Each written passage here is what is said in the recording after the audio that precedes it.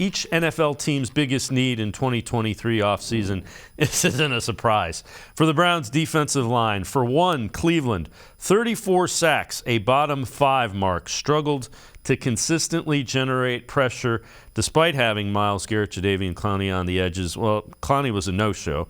Second, Browns' run defense was an embarrassment. Unit ranked 25th in both rushing yards per game, 135, and yards per attempt allowed, 4.7.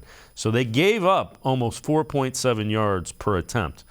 G. Bush, we talk about Nick Chubb and how elite he is. He averages 5 a carry. The defense almost gave that up.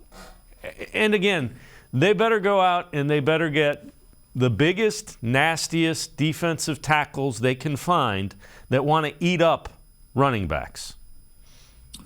You know, I just talked to Phil Taylor today. He was on the Ultimate Cleveland Sports Show. He came in and I said, hey, Phil, Big Phil, what do you feel about the D tackles? He said, man, G. Bush, it was hard to watch.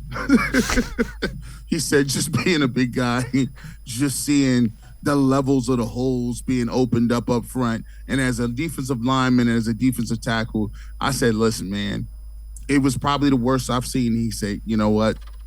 They need to do something and fast. And they need to get whoever they can get in here to fix that.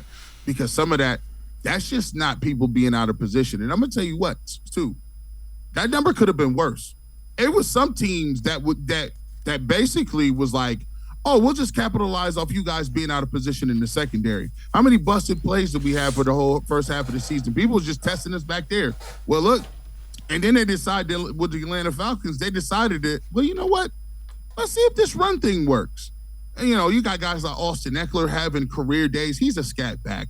Austin Eckler, he looked like the second coming of Jim Brown and Gale Sayers mixed. It was Gale Sayers and Jim Brown. And I'm like, how are you letting Sayers Brown kill you like this? And it's Austin Eckler. It was bad. It was horrible. And when you look at it, they not only need to get some new guys, they got to mix some old guys in there. They got to draft them and get some free agents. Because one thing that I want to temper expectations. Perrion Winfrey was a guy that they got, I believe, in the 4th round.